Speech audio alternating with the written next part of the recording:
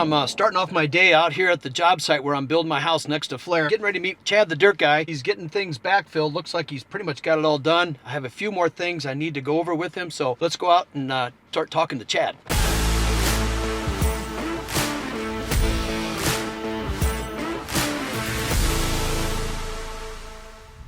We got semis coming with the Flexicore concrete, either tomorrow or the next day, so that road's good enough for them to come down, don't you? As long as we don't get any more.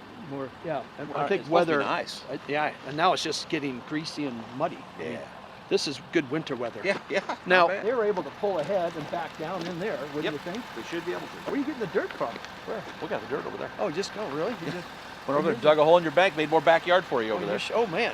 Are you using that big dump truck to haul it over? They use a little one today. Oh, I see. Yeah, they use a little one today. My son Max is, we got that garden in the back. Right. Can I walk around and show you? Yeah. There's a part where it's flat and then it slopes down. He was seeing what it would take if we're moving. Okay. Are we done with dirt today? Well, I think we're done with dirt till spring. How you flatten this part out, it's kind of like an L, right? Yeah. So the east and west is nice and flat, and then this other one tears down. He was wondering if you could bring that up in the spring. Yep. And flatten that all out. You bet. And we're also going to install a culvert there so we can keep that road nice, right? And finish that road up to there so we can get down there all the time. I like that. That'd be awesome, that road. And then another thing I wanted to talk to you about is that I'm thinking about putting in a pole barn clear over there. Okay. Do we want to drive over there or something? That's and I can show you. And that's something that won't happen till in the spring again. Right. But I wanted to get your ideas because you have such a great vision on how I can put it up against that far lot line and take the neighbor out of the equation, but also maybe push it back so I'll have to have a road down there to get to it. Okay. And this pole barn would probably serve as a couple of things, like my grandkids, I'm hearing they're probably going to want a horse. Talk me out of that. Yeah. We'll talk maybe about that Flair later. will have a horse. I'll use his. I'd borrow a horse. Oh my, yeah. Well, that's a better idea. And then, but this barn would probably be something where it's like a gathering area, it's a shop, and maybe a place for some animals back in there. Unless if it makes more sense to build another building for if they did ever want a horse or some animals to go inside of a barn. Right. I don't know, this pole barn thing's all new to me in terms of the uses. You start incorporating nice areas and animals, you got the smell, you got the animal, you know what I'm saying? You gotta keep that separate. It seems to me that's how I would do it. If I was doing it, but because if I know you're gonna have people coming over, you'll have outdoor things. And yeah, that's why I thought it'd be a kind of a gathering, a get together, whether maybe indoor pickleball court when you move the equipment out. Right. My wife and son are there in this pickleball. Right. Oh yeah, my aunt plays it. Yeah. Oh, I thought maybe you're a pickleball player. It's amazing the age of people that are doing it. Everybody's doing it. Well, do you want to drive over by there? I'll just follow you. Yeah. Let's drive over real quick and take a quick look. I think we should add a little bit of rock here too. Yeah. That way, if they pull down here, they can definitely get out. Yeah, they're always going to be. I would make this as wide as you can with rock. I'd rather spend the money now versus guys going, we're not going to work on your job site till you rock it. Or guys get down here getting stuck. We got to bring equipment or pull people out. I mean, right. Okay. Is it holding up pretty good, Chad? It's holding up great. All this is going to benefit you. You get base pounded in there for the asphalt road later. It's just going to be great. Yeah. So it's money well spent. It's you either pay for it now or you fix it later. Right. Yeah. Especially asphalt. Asphalt, really reflects whatever's under it. The better base you have, the better it's going to hold up. You guys got this backfilled quick. Thanks for getting on it. So now I'm working on my Flexicore guys and hopefully framing. So. Well, one thing about it, I wanted to get it done for you. This time of year, it's just tough to fit times in between the slop and not going backwards on the project of damage from thawing and stuff. Right. I think we're in great shape. And all it takes is one cold snap or snow, and then it throws the whole schedule off. And we'll have that. Yeah, it's going to come sooner or later. With this, it's the curse of the nice weather. Yep. You're going to pay for that too. I'm going to follow you over there. Is that okay? Yeah. Yep. Yeah. I'll just follow you over. I'll get these guys some instructions and I'll follow you over. Okay. So I always like to get Chad's input. He's done such a great job on my site. He's got that vision. Being a dirt guy, he sees stuff that nobody else does. So got this massive equipment, and since it's here, he's going to leave it till spring. And I want to try to take advantage of that and get his suggestions on where I should put this pole barn. The pole barn may not happen right away, but since he's got his equipment here, I feel it's important that I get the site pad and the layout of the land and driveways going to it. So I'm going to park right here before I go any farther. It's snow on the ground, but it's a lot of mud underneath it. So I'm going to put my muck boots on.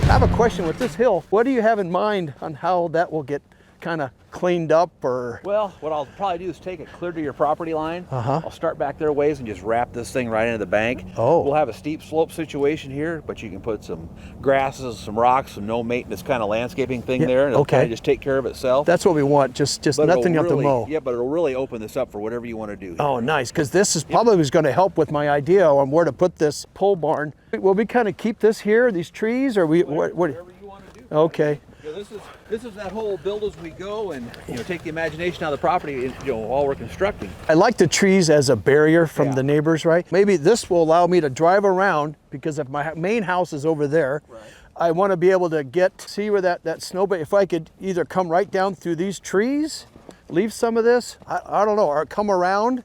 Maybe the road's this way. That's where I need your help. But I see that I got all that land back up in there that I really will probably never use or get to. And if I can get that pole barn, dig out that bank, and I thought I would do is, as you dig the bank out, I could put a foundation wall that maybe it's 4 or 5, 6 foot tall to hold the bank back. And then that pushes us farther down in the ground without bringing so much dirt up. Well, so the back of your wall will actually be a retaining wall. Retaining wall, which works out great, because if we got to try to build something flat on that grade, we'll be out in the air so far. I know, you'll be sticking out a mile, won't you? Because I need to get it down so that I can then have grazing pasture area.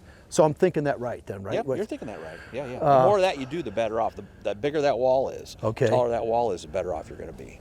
And for that matter, I could. So are you seeing we cut back into that hill more, or go? How big a building we build? I'd like to see something be nice.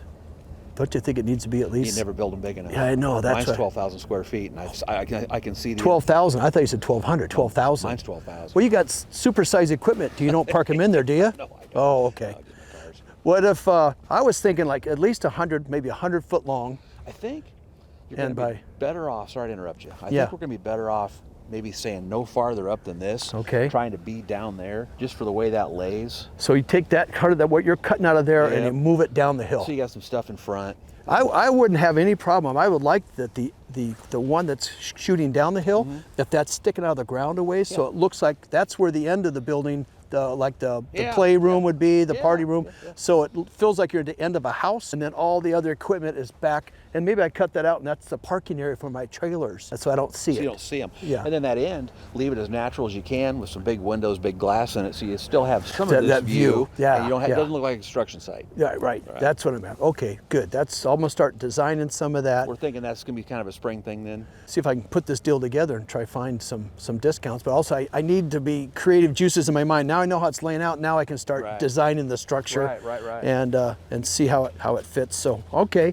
So I wanted you to know what's going on, so we don't get too far behind, and you still have all your equipment here. And I don't know, if winter, hopefully this is it. Hopefully we'll get a beginning of February thaw. A guy could get going in here. Get a few things. I know Andrew might want to do a few more things over there, so I'd like to get them taken care of while stuff's in your town. Who's digging this lake? Are you going to dig that thing? We haven't talked about it much. I see, because there's a ton of dirt down there, isn't there? Oh, there's a lot of dirt down there. And to do anything at all down there is a lot of dirt. And now where's that going to go? Well, he's going to have to find places to burn it up. Huh.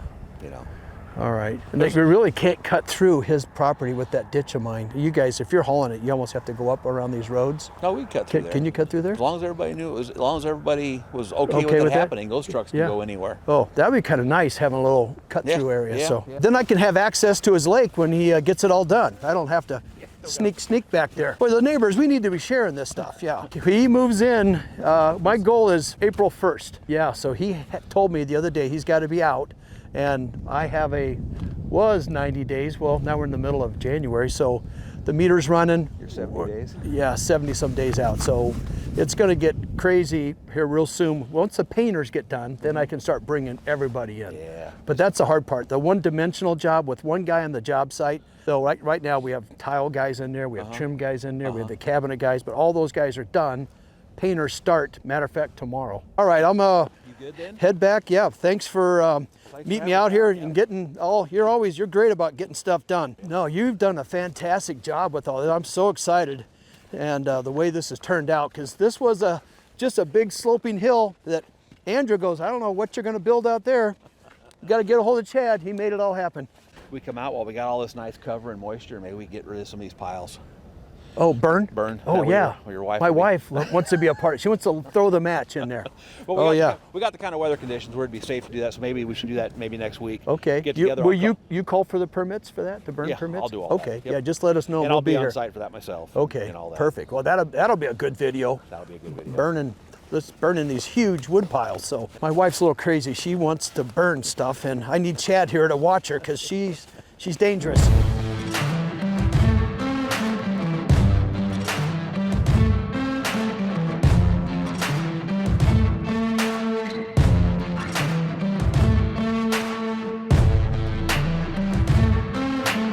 All right, even with the frost in the ground, Chad and his guys were able to dig some dirt out of my hill over there to find some unfrozen ground. So we got all this backfilled, and you can see where I painted the lines, changed the lines. I had a line right here, and I lowered the grade down because I did not want to have to put up a big retaining wall. So hopefully I did that right. We'll find out when the house gets all done. So the grade is where we come down, and you can see this here is a drain tile.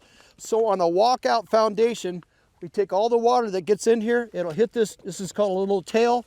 We'll bury that in the underground, and the water hopefully stays out of my basement. That's the objective. So I'll come around back here in this greasy mud. They put down all this rock because this is how I'm coming around to the back of my house. They're gonna start setting this Flexicor, this right here, in the next couple of days. Will be a whole concrete lid, very similar to what we did at FLAIR'S. No, it won't be a concrete bunker. It's gonna be a patio up above, and I put a garage underneath. So that is something different I have not done on a house, because most homes, you put the garages attached to the side of the house. This garage is underneath the entire house. So that will all start taking shape, and I'll keep you guys posted on the entire process. Hey, now that Chad's gone and he makes me feel good about my idea of where this pole barn should go, I'm gonna go back to my office, and I'm gonna get out my pen and paper and just start drawing some stuff out to give you guys a good idea of what I'm looking for. Look for your input as well, because pole barn is new for me, and I want to make sure I maximize every part of this pole barn, from maybe putting a gym in there. I'd love to have like a party area at one end, but more importantly, a shop. What size garage doors I should put in. I have bobcats. I'm not sure if I need to park my trailers inside, but I do have an airboat. I got to figure out how to get in there. Creating a road down to it, but then also incorporating, if I do decide to put another little barn at some point for my grandkids, that'll come down the road. They're just too little right now, but I want to make sure the lay of the land suits is not going to be an eyesore. I'm going to park this pole barn in such a way, place it so that when I'm at my house down the road, I don't sit there and look out my backyard and see this. So I'm going to head to my office and I'll do some drawings for you guys.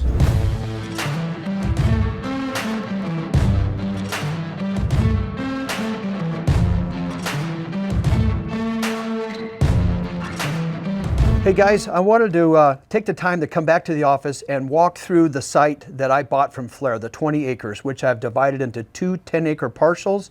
Only reason why I had to do that is because the government, the city, whatever county, requires that only one house can be on 10.01 acres. So I have done exactly that. I have two houses going on it.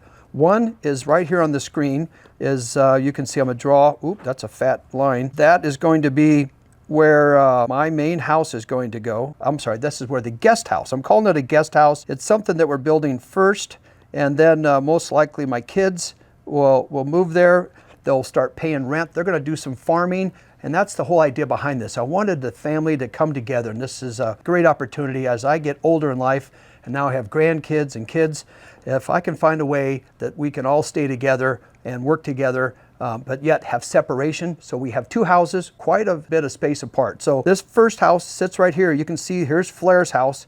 It looks like it's fairly close, but you can, when I'm on the ground looking through all these trees here, let me get a better marker. When I'm looking through these trees, you cannot see FLAIR'S house, even with the leaves off. That's what really appealed to me, and I think that's why FLAIR said, I'll sell you the land, because I don't have to look at Brad the Builder every day, and I don't have to look at FLAIR cooking up possums and whatever it is he's doing. But he would be a fun neighbor, because I know his animals are going to be over there, and he's going to have all kinds of activities going on. So hopefully I'll be doing more and more with FLAIR as time goes on. Here is the main road that comes off. I don't know if you can see this. This is the big driveway. I've had some issues where I've had to get an attorney involved because I have to make an easement. An easement is because this is lot, call this lot A, And if I draw a line here, here's lot B.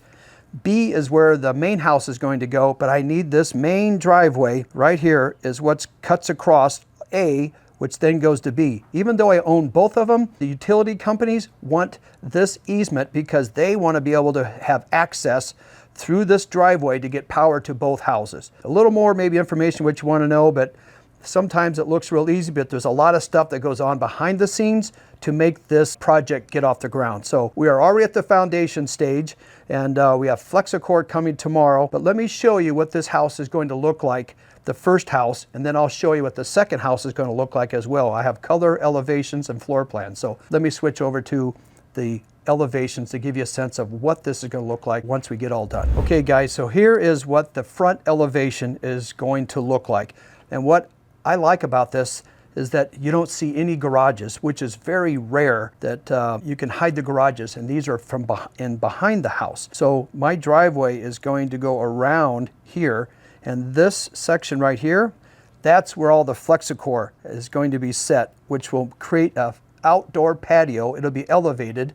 So I have a front porch, you walk over here, and then I get to my FlexiCore. That's going to be fantastic. Let me show you another elevation to give you a sense of what this is going to look like. We'll do a walk around the house. The next one is a little better. Here we go. So now here, as you can see, is the FlexiCore. That is what's going to create an elevated patio with a garage below. So when I'll have a driveway parking area in the front of the house, and then cars will drive around back and enter from the rear. But remember, I was on the job site and I was showing you guys, I was concerned about where the grade was going to go. I'm trying to minimize costs such as retaining walls. So I lowered the grade right here. Before I had it a little bit higher up. I had it up to here, and I thought if I had it higher, that means I'm going to have a lot more slope of dirt, and I don't have a lot of room to get around. So I've lowered the grade, and I hope that will work. I think it will, because we've already backfilled. It looks pretty good, and that'll save me a retaining wall. Let me walk you around the back of the house, because you can now see all the garages, which are really, I'm pretty excited how that's going to look. There's one picture of it here with the deck, and then here is, oops. Well, look at that. Here, that is the grade. I originally thought the grade should be up here. And then when he started backfilling, all this got backfilled. I went out and I said, Chad, I think I should lower this down, and I waterproofed it to here. So now all I have is enough fill in this area climbing up. And that means I'll have maybe just minimal slope of dirt coming off the side of the house. Okay, here we are in the back of the house, which the back has the appearance of a 3-story home, because we have the first floor right here, and then we have the second floor, and then really the third. So what makes this, why I like, you have to design the house to the site plan, and that's what we've done. There's so much slope that comes from the front of the driveway to the back, but at the same time, I want to get the house up out of the ground because of the views. So by putting the garages underneath the house, I am now able to keep the main floor up an extra 10 feet. And then when I go to the second floor, my main floor ceiling heights are, I think they're 9 foot tall. And then you have the floor joists, another 10. So my second floor is 20 feet above the ground, which those views on the second floor are going to be spectacular. Looking out this window is a family room, and then this is another bedroom over here. So as we make our way around, let me show you, oh, I need to show you here. We had more garages. I had a 4-car garage. I had one, let me get this a better color, 1-car garage here, 2 here, 3, and this was going to be 4, but I decided that it would make more sense. I don't need all those garages because I'm going to have another house. I put in a guest suite right here for the lower level. And my son, Max, that's where he's claiming it because it has a family room and a bedroom. And we'll get it. Let's get into the floor plan and show you what this house, how it's going to lay out. Fairly simple, but we're going to make it nice. And I'm trying to keep the cost down, but I have a hard time doing that with, as a home builder, I always want to put the nice things in it. So I'm really got to watch myself. So let's go to the floor plan. Okay, here we are on the lower level. Let's start with the lower level and work our way up. I wanted to show you, so these are the garages. This right here is where the FlexiCore is going to be going on top. And I have these walls down below. Remember we did on one of our views, we showed how we left this foundation wall open because it has to support the Flexicore and because there's a patio up above. That's some really heavy stuff. So then we get into, that's garage 1, then we have garage 2, and then garage 3. So the entrance at the back of the house will come in. Right here is our entrance. So we have basically a mudroom, if you will, right at the entryway, and here's how you go up the steps. And what my son Max likes is that the guest suite, this here is an entire living room, and then back here is the bedroom with the closet under the front stoop. Look at this, he's got his bathroom right here.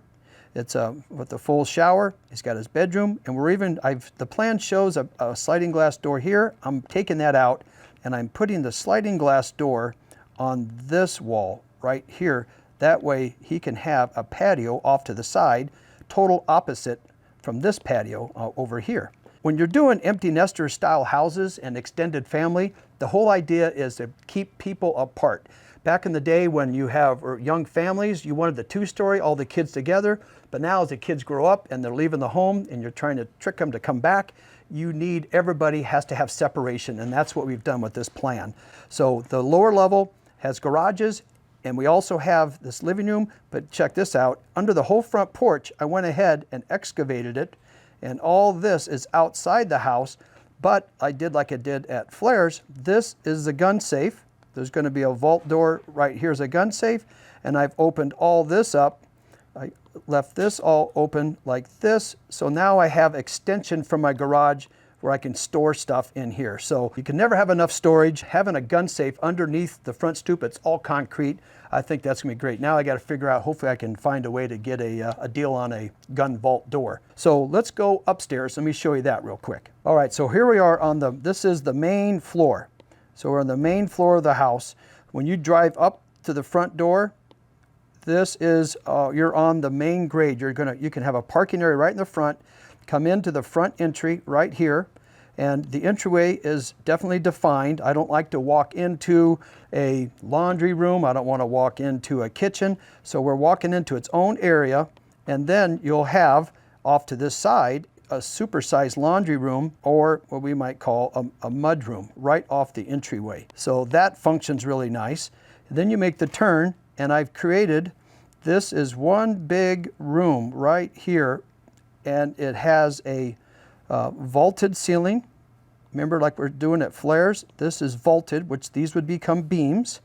And then I have a 10-foot supersized kitchen island. Most islands are 4 by 8. This one's going to be 4 by 10. And then I'll have a dining table right over here. So you'll feel like you're always in the kitchen with your guests. The formal dining rooms, as we know it, are really a thing of the past. People do not design those in their houses because nobody really wants to go around the corner and go to a dining room. But this house that's private, so as you have this room here, I now have created a master wing completely on this side of the house. So you'll go down this hallway and go to the master. So what's nice, you have privacy. This here creates a barrier of sound. So when people are in this part of the house, the sound does not travel over to the master bedroom side, which is nice. And then also this living room, there's nothing below it, which is garages, and then there's nothing above it. To get to the upstairs, you come around the corner and you go up. We do have a pantry right here, which is nice because you're out in the country, and when you go to Costco, you need a place to put all your stuff, and it's right off the kitchen. I'm also going to add a nice little feature that I put in FLAIR'S. This right here is going to be one of those trash chutes that you put the trash in, and it goes right down into the garage into the trash can. So square foot on this baby is 1,550 square feet. So the main floor isn't really all that big, but we've kept big rooms. There's no hallways. Only hallway we have in this entire floor plan is right there on the back of the house, which takes you from the kitchen to get you to the master bedroom. So we're maximizing all the square foot, and that's what makes this house feel bigger than it really is. Let's go upstairs real quick. We're almost there. Okay, so now we've walked up the stairs. Here we are. At the top of the steps, we have these, I'm going to put these double doors that will come in to an upstairs living room. And it's going to be kind of, you have awesome views out the front, and the more important views are out the back. They're huge. What we're seeing here are the beams in the ceiling down below. This is just vaulted ceiling. It is not part of the upstairs living space, but we've increased the height of the ceiling down below to add some interest to the floor plan. But what we have, again, remember on the empty nester, is keeping the room separate. As you come up the top of the steps, let me erase some of this stuff for you guys. When you come up the top of the steps, you now have this little entry area. You can now go into this bedroom. This is bedroom 2, which they share, have their own vanity. This is a vanity. And then the other bedroom shares their vanity. But what I've created is this common hall area. So when you're in this bedroom, bedroom number 3, you can go to the vanity. Everybody has their own vanity. Then you come into this common hall. You can go to the shower and the tub, or you can come down and go to the stool area. And what's nice about that, it feels like a private bath, but yet you don't have to spend the money for an extra toilet or an extra shower. So this whole upstairs up here is 1,000 square feet. All in all, with the downstairs, upstairs, we're at around 3,200 square feet. Lower level square feet is the most economical cost of construction. And remember, I've always told you, it's cheaper to go up than it is to go out. So I kept things compact and we stacked it, and that should help my budget. So with that, let me take you now and show you the rest of the land, how it lays out and where the second home's gonna be. Okay, so I'm gonna take you now and show you, here's where we were just talking about the house, the first house. This is the road that gets you in from here. We'll come in, you come around the rear load. So now the next house, the road I have to add on, I haven't graveled it, I have to continue down this way. And when we get to here, this is where the main house is going to go. It's going to sit right, let me get my pin going. It's going to sit right in this area right here. And let me take you and give you another bird's eye view of this. Here's how that house is going to sit on the land. We see we have these trees right here becomes a buffer. I can see into those trees. The main other house is clear over there. And now this home has additional views looking down this way. And meeting with Chad the other day, I'm looking to put a pole barn, but my views of my house are kind of going this direction. I don't want the pole barn down here where I have to look at it. So I met with Chad. He's going to move some dirt. Let me do this in another color.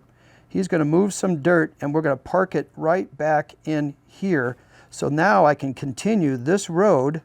From here, I'll have like a drive and I'll be able to come around and get to this pole barn and maybe even have parking way back in here. We'll move the dirt. I'm not sure when I'm going to build this, but it's something that I've always kind of wanted. Also, my grandkids are talking like they might want horses someday, but now I'm learning that in this pole barn, we might put a little tiny barn right here for horses, and then they have all this pasture for the animals and stuff to live. So I could use your input on what I should put in this pole barn, how big it should be. You know, I've got trailers I can park outside, but I'm going to have bobcats. We're going to have some mowers. My wife and my son play pickleball. I thought it'd be kind of cool if I moved that equipment out someday, have an indoor pickleball court while in the winter. A lot of fun stuff that can be used for. It could even be a destination for party and friends, what have you. So there's one more thing I want to show you guys that we're doing that will be taking place here real soon. My son Max is really into organic farming. And so our guest house, like I said, is getting built right here. You know, it's a 2-story. So there's the house. The views are this way.